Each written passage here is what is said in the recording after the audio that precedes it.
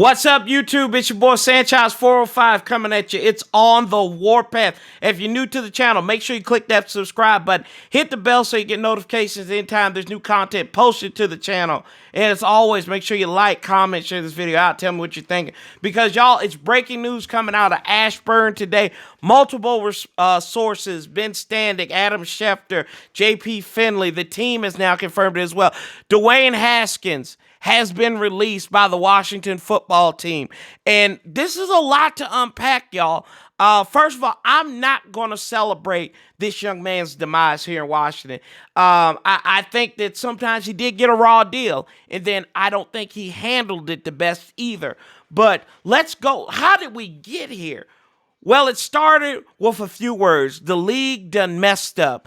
That's what he said when he was drafted last April in 2019 with the 15th overall selection. A lot of people said this was a Dan Snyder pickup because his son went to Bullis High School along with Dwayne Haskins. He had a good year at Ohio State. A little bit of the knock on him was he was slow in the combine. He ran a 5.40.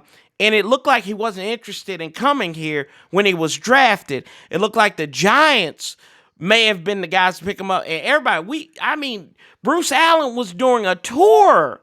He was doing a victory tour over that draft last year. And now we see what happens with that victory tour. He came in to a situation where Jay Gruden was on the hot seat, and they drafted this quarterback that Jay Gruden did not want. He would have been fine with Drew Luck or Daniel Jones or even starting Colt McCoy. We saw this, and it sucked. Jay Gruden was gone. Then he finally got an opportunity in the Minnesota game and started against Buffalo. And we saw a little bit of improvement there against the Jets. He threw his first touchdown pass, I do believe. Had 2 wins last season against Detroit, where that was the one hat that dropped, was the selfie gate after the game. He didn't have the present awareness to not take selfies with the fans after the field goal win and all that stuff. And a lot of fans gave him hell because of that. Because he wasn't out there to kneel the ball, and Case Keenum had to go out there and kneel it. Beat Ron Rivera's Carolina Panthers squad, surprisingly, but that was due to the run game. And then he had some good games against Philadelphia and New York to wrap up the season. He was hurt after halftime of that Giants game, but he played some of his best ball. So you come into next season, Ron Rivera comes here, and Scott Turner as well. They talked about how well Dwayne was doing. The pandemic may have hurt him in that situation, but, we saw some growth. They had the protests out there in D.C. He went out there, he said he wanted to be a leader. And, I was impressed by him. He wrote an article through the team. He's not a dummy. That's the thing. He's got a lot of sense in the book sense. He just doesn't have a lot of common sense. And, a lot of his... a lot of his criticism was he wants to be a star and not a football player. And you could tell that I'm never going to talk about somebody's love of something because I'm not in their shoes. But you could tell that maybe he wasn't as interested in football as a lot of these other budding stars. And to call him a star is not right in that reference. But you come into this season, he wins against Philadelphia. A comeback win, and they were down by 17 at one time. He comes back, and he was like, hey, maybe this kid's getting it. Arizona wasn't a good game. Cleveland was a bad game. Then there was rumors coming out before the Baltimore game that he may be benched. This was his last opportunity. He actually did pretty well. He did well in Dwayne's sense of playing, but he had a quiz right there at 4th and goal. He threw short of the sticks and all that good stuff. And they said, you know what? We're going to go Kyle Allen. So they go Kyle Allen. Kyle Allen wins one game against Dallas. Then Kyle Allen gets hurt. And then they don't go back to Dwayne. Dwayne was relegated to the 3rd quarterback, the inactive quarterback on game day. So it was Kyle Allen and Alex Smith. Then Alex Smith come back. And we remember that game against the Rams where he was... he got hopped on. Really, he was like a jackhammer to Aaron Donald. But anyway, Dwayne is the backup after Giants game, and people are saying, hey, he looks like he's getting it, he's learning, he's mimicking. That was a problem I had. He's mimicking Alex Smith. He's 23 years old. He's a man, he's young, yes, but you shouldn't be mimicking people. You should just be you should be learning from them, getting pointers from them.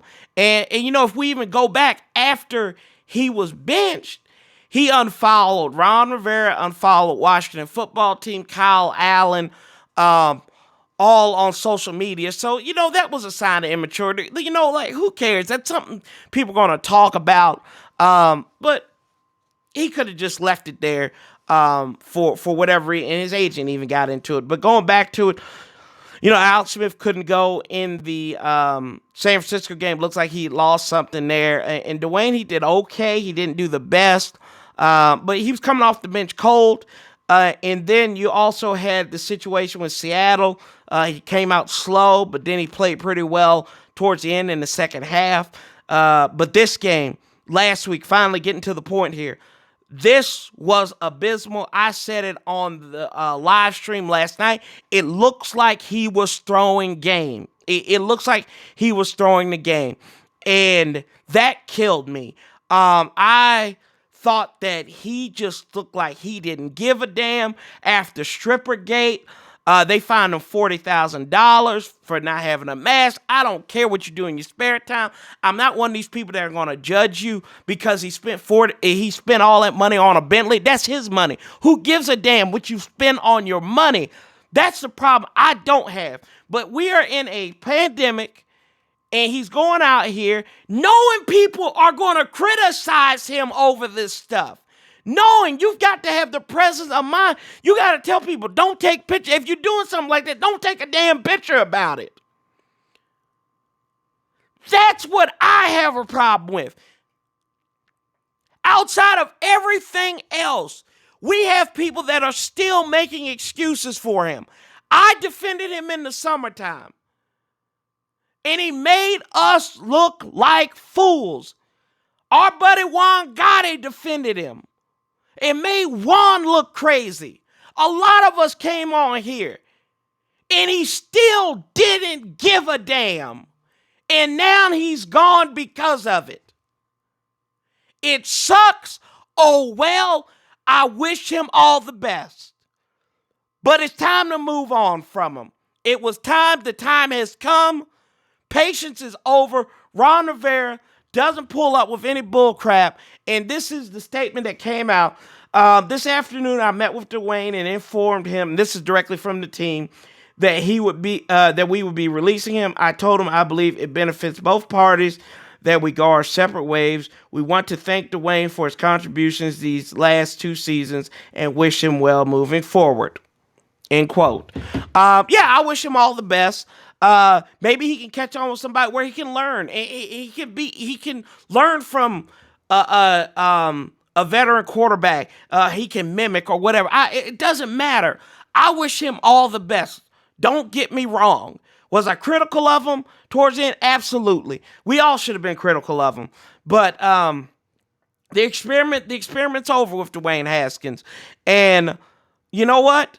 He can go strip club Simba. That mentality that he has, he can do whatever he wants to now. And like I said, I wish him all the best. I thought now it looks like quarterback is going to be number 1 in free agency or in the draft. Y'all know how I feel about that. We've showed that we're incapable of developing a quarterback that is young. So hopefully, maybe we can get one of these free agent quarterbacks, or maybe we can acquire one in the draft. But y'all, that's the end of my rant. Tell me what y'all are thinking, please. Leave it in the comments. I'll get back to you. Don't forget that we will have My God Monday during Monday Night Football here today. And we'll talk a little bit more about this. But as always, y'all know what? You got to keep that same energy. We got a game against Philadelphia on Sunday Night Football. And it's over for Dwayne. I know this is going to be the coverage. He's dominated it when he was on the bench. and he'll dominate the headlines this week too. Can't wait for the press conference with Ron on Wednesday. But Ron did it smart because he has press conference and now he doesn't have to answer questions until Wednesday. But anyway, make sure you keep that same energy. It's Operation Outlast the Bastards, Part 4. Hopefully this is the final one. We can get that dub. We don't know yet. But I love you guys. Thank you for everything you're doing. I'm Sanchez 405. Love, peace, and hail. And I'll be talking to y'all real soon. I'm out.